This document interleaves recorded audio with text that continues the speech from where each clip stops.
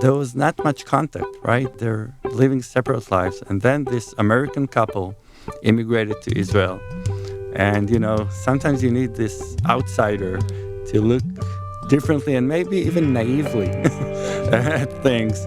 And they just, started talking to their neighbors. And this is how it began, this whole Good Neighbors project in Jerusalem, in Abu Tor. That's the name of the neighborhood. You're listening to Speaking of Language, a podcast recorded at the Language Resource Center at Cornell University.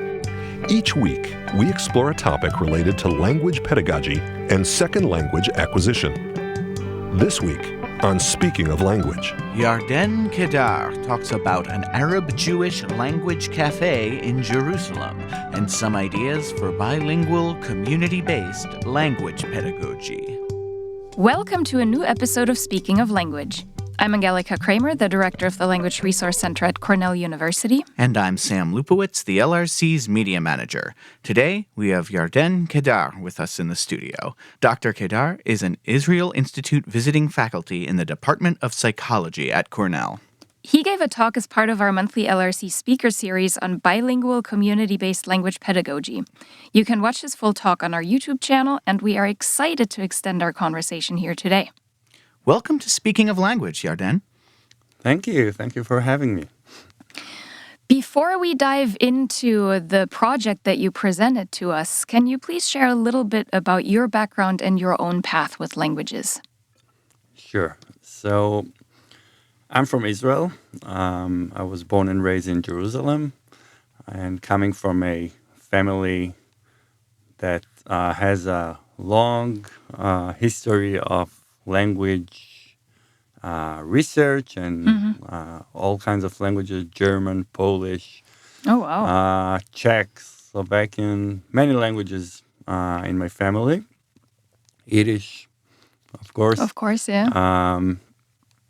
And I think that my interest in language started in my BA studies. Okay. Looking at mostly phonology, but overall looking at children's acquisition of language. And from there, I moved on to graduate studies here at Cornell. I did my PhD here with Professor Barbara Lust, and that was about the role of functional categories in language acquisition and how very tiny young infants are already aware of these little words in language. That's fascinating. In your talk, you introduced the Good Neighbors Project, an Arab-Jewish Language Café in Jerusalem. Tell us more about this project and how it came about. So this is a very unique project, taking into consideration the political conflict that has been going on for 100 years now, or even more in Israel, Palestine. And being from Jerusalem, it really caught my eye or my ear once I've heard about it. And so I have a personal interest here and, of course, a professional language-based interest. So being born and raised just like 1 kilometer from that neighborhood, I was really surprised to hear about this project, and I got interested and went up there to see what's going on. So in your talk, you told us what's going on, and you mentioned that Jews and Palestinians actively teach and learn Hebrew and Arabic from each other at this language cafe. How has this bilingual pedagogy evolved? Okay, so first, this language cafe is part of a larger initiative which is amazingly driven by the residents themselves, the neighborhood, Arabs and Jews in the neighborhood. And they're doing all kinds of activities, including structured language classes. But the Language Cafe started as a kind of a like after session thing. After the formal classes of language, either Arabic or Hebrew, they just sat together, had coffee or tea, and started talking. But then it became its own thing, where there are two tutors or guides. We're not sure about their title. They're not sure about their title either. But anyway, we have Arabs and Jews just being together and teaching each other their language informally, kind of inventing their own way of doing it. So, what do the participants say about their language learning process and its outcomes? What do they say about their motivations to learn the language of the other group, their attitudes towards the situation, and its potential outcomes, particularly sociocultural outcomes? Right. So this research is basically looking at a few dimensions of the processes that are happening there. One is the linguistic aspect, but also we're very interested in, as you say, looking at their motivation and their attitudes. Do they change as they learn to meet and talk to their neighbors? And they do. It's a very positive process. Of course, not everyone there stays forever. Some people just come and go or stay for a few months and then leave. But many do stay for a while. It's been going on for 3 years now. Oh. And we see that they're all very appreciative of this opportunity. And again, it's much more than just learning a language. It's the opportunity of meeting the other side, right? And we're talking about people who live, almost side by side, but there's no contact really. And we see that their attitudes are becoming more and more positive, I would say, as they, again, learn to meet the other people and their culture and their views. Yeah. So what happens during these sessions? Can you describe some of the typical interactions of what's going on when these pairs communicate and interact with one another? Sure. So this is what we call a bottom-up process. So the pedagogy here has been and still is invented and refined all the time by the people themselves. So as I said before, there are two tutors or two. One is Arabic speaking and one is Hebrew speaking, and they're kind of hosting or guiding the whole thing. But basically, it's a very equal environment where all participants are having the same role, and they usually start with a general meeting, just gathering, talking about a subject, some kind of a social subject or whatever they want to talk about. And then they split into pairs, Arab and Jewish in each pair.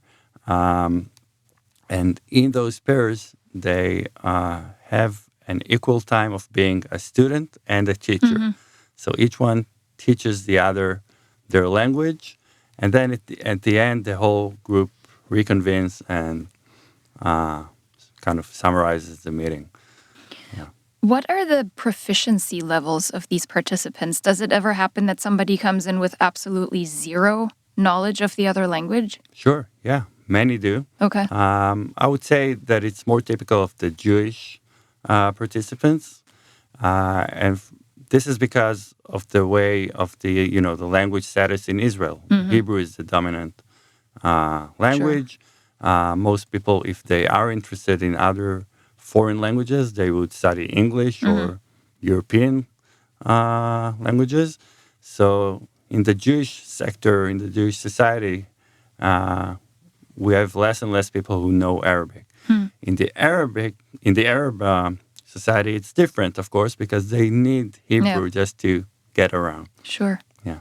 Tell us a little bit about the demographics of these two groups. What are we looking at as far as age, gender? Who comes to these meetings? Okay, so great question.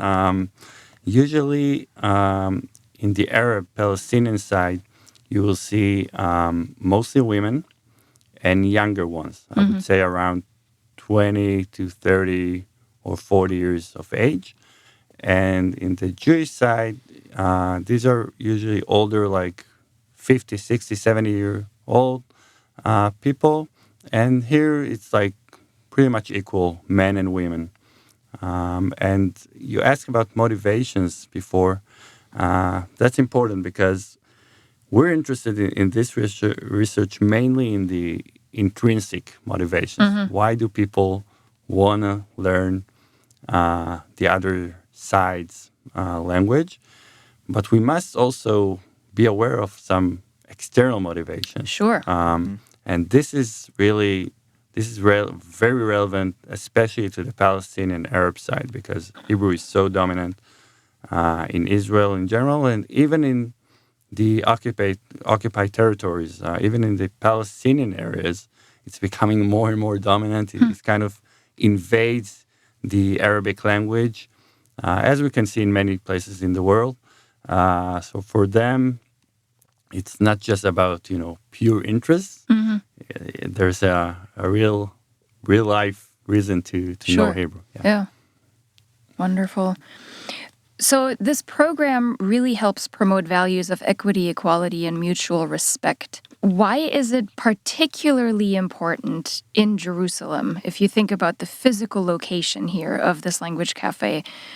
But also maybe you can talk a little bit about not only for this particular project, but why are bottom-up projects like this important in general for the language learner and for the people who would participate in such a project? Right. So, again, Jerusalem, on one hand, it's not what you see on the news, right? People live their normal life most of the time. There are no explosions and no fires, and everything is pretty much okay. But on the other hand, there's a lot of tension, right? It's always on the verge of exploding because, I don't know, someone said something or someone did something, and once in a while, things do get violent. That's for sure. So having such a unique project going on, this is what, at first when I heard about it, I was in kind of a disbelief, I would say. Like, too good to be true. Yeah. But it is. It is wonderful. It's so important. And I think that the bottom-up issue is the most critical thing here. I mean, because this seems to be we interviewed not only the tutors, but also the participants. And this seems to be, I would say, the major glue, the things that keeps them there and that they're really appreciative of. The idea that it was not forced upon them. Yeah. They're part of a group. They're all responsible, first by just showing up. Sure. And then by actively teaching the other participants. Yeah. So when you have this responsibility and feeling of, this belongs to me. I'm part of it. I'm running it. It makes a difference. It's not like going to a formal class. Sure. Yeah. About how many participants are there? So far, I think that they've had around almost 200, more than 150 participants from both nationalities. But as I said before, some are like the core group who are always there. Sure. Yeah. And some are, not always showing up. But usually in a given session, it's about 20 people. Nice. What can other language educators learn from this framework and about the importance of collaboration? So I think that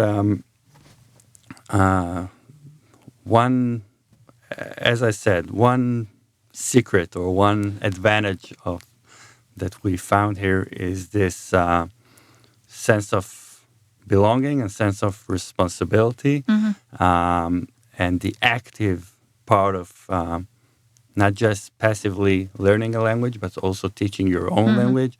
And when you do that, you really it really boosts your learning of the foreign language. What advice would you give to an educator who is interested in setting up a community-based language project? Where can they start? What are some pearls of wisdom? It's really interesting. I thought a lot about this because what happened here was, again, you must understand the context. Sure. So this is a mixed neighborhood. We don't have many neighborhoods like this, unfortunately, in Jerusalem. Usually, Jews live here and Arabs live there. But in that mixed neighborhood, or in one particular street, one side is Jewish and the other is Palestinian Arab. There was not much contact, right? They're living separate lives. And then this American couple immigrated to Israel. And, sometimes you need this outsider to look differently and maybe even naively Sure. at things. And they just, started talking to their neighbors, including, of course, the Arab neighbors. And this is how it began, this whole Good Neighbors project in Jerusalem, in Abu Tor, that's the name of the neighborhood.